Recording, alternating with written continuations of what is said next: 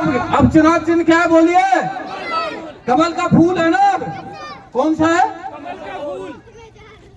11 महीने में पलट गया। 11 महीने के अंदर ही पलट गया। देखिए ताज्जुब की बात, इसकी क्या गारंटी आगे पलटेगा या नहीं पलटेगा? इसकी भी कोई गारंटी नहीं।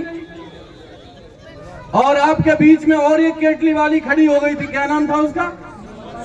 क्या नाम था? सुमन मजोका। उसका चुनाव चिन्ह क्या था? क्या था? वो 11 दिन में ही पलट गई। कितने दिन में पलट गई? 11 दिन में ही वो बीजेपी में चली गई। भाई जुबेर जी ने कितने दिन राजनीति करी आपके बीच में? 40 साल करी कि नहीं करी? वो पलटे तो नहीं, चुनाव हारे भी, चुनाव जीते भी, पर हमेशा आपके साथ और आपकी पार्टी के साथ और बाबा साहब भीमराव अंबेडकर के संविधान के खातिर, संविधान की रक्षा के लिए हमेशा आपके बीच में खड़े रहे। पर ऐसी भारतीय जनता पार्टी जिन्होंने बाबा साहब भीमराव अंबेडकर का विरोध किया, जिन्होंने भारत के संविधान को खत्म करने का प्रयास किया और जिन्होंने आरक्षण को खत्म करने का प्रयास किया, ऐसी पार्टी के छाया के नीचे कभी जुबेर जी नहीं गए। आप सोचिए और समझिए साथियों, अभी पार्लियामेंट का चुनाव था, लोग कह रहे थे 400 पार, 400 पार। क्या 400 पार? 2/3 बहुमत चाहिए था आपके आरक्षण को खत्म करने के लिए। आज भजनलाल जाटव आपके बीच में विधायक है, मंत्री है, सांसद है, टीकाराम जूली हैं, तमाम लोग इसमें ऐसे बैठे हैं जो आरक्षण से बन के आए हैं। वो आरक्षण खत्म करना चाहते थे। मैं धन्यवाद देना चाहता हूं आपको, राजस्थान की नहीं पूरे भारत की जनता को, जिन्होंने 2 से 30 पे भारतीय जनता पार्टी का ब्रेक लगा दिया। 2 से 40 पे पहली बार 10 साल के अंदर देश का प्रधानमंत्री, पहली बार 10 साल में देश का प्रधानमंत्री, जो बाबा साहब का संविधान है, जो किताब लगी हुई है हाथ के अंदर, पहली बार इसको संविधान पार्लियामेंट के अंदर ले जाकर ऐसे सिर झुका के नमन कर रहा है, ऐसे सिर झुका के नमन। ये आप लोगों की ताकत थी और बाबा साहब भीमराव अंबेडकर के संविधान की ताकत थी। यदि संविधान नहीं होता तो भजनलाल जाटव आपके बीच में विधायक नहीं होता। ये तो धन्यवाद है इस हिंदुस्तान की जनता को कि आज हमारे कुर्ता पाजामा बच गए, ये कुर्ता पाजामा भी नहीं होते और आप लोगों के भी पैंट कमीज जो नौजवान है ये भी नहीं बच पाते। इसलिए संविधान की खातिर हम सब लोगों को एक रहना है। आज मैं अभी लेटर पढ़ रहा था, मैं आपके यहाँ टेबल पे बैठा था, इनकी एक विधायक ने आज लेटर लिखा है, मैं अभी दिखाऊंगा आपको। किरण दीप्ति भयेश्वरी जो राजसमंद के विधायक है, उसने लेटर में लिख के दिया है साथियों कि राजस्थान के अंदर उप वर्गीकरण होना चाहिए। अभी मेरे बात सब पाया है, भारतीय जनता पार्टी की विधायक है, उसने लिख के दिया है कि उप वर्गीकरण होना चाहिए।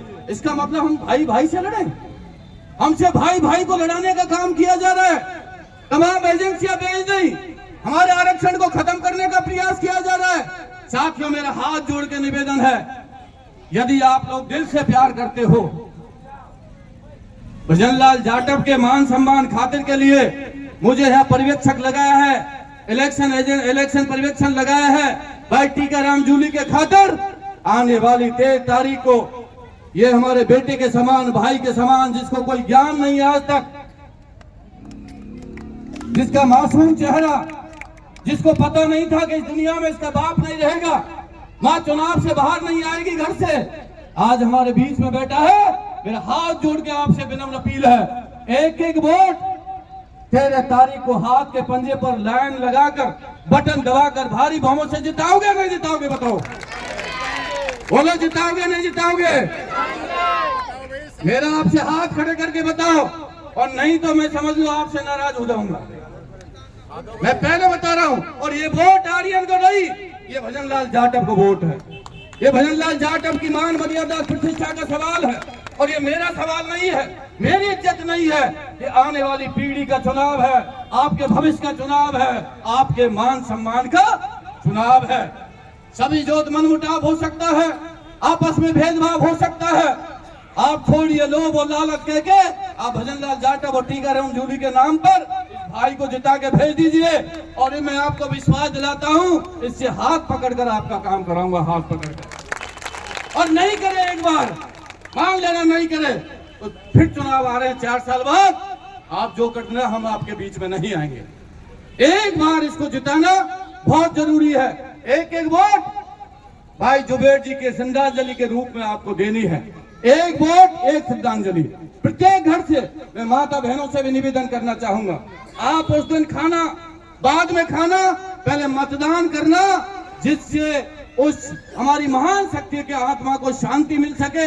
मेरा तो आपसे विनम्र अपील है, जिस तरह का डर और भय का माहौल भारतीय जनता पार्टी और राजस्थान की सरकार कर रही है, अभी हमारे दलितों को उठाने का काम किया जा रहा है, हमारे माइनॉरिटी भाइयों को उठाने का काम किया जा रहा है, उनको धमकाने का काम किया जा रहा है।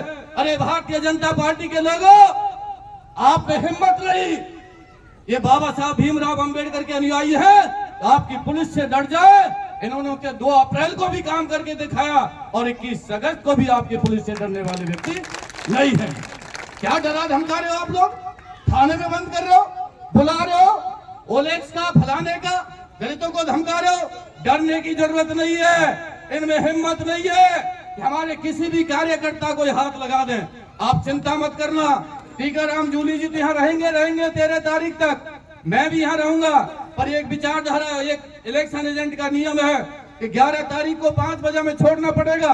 पर चिंता मत करो, नगर बॉर्डर में यहाँ नजदीक है, मैं नगर के बॉर्डर के गांव में आपके बीच में रहूंगा और 13 तारीख को वोटिंग खत्म करा के भजनलाल जाटव यहाँ से जाएगा।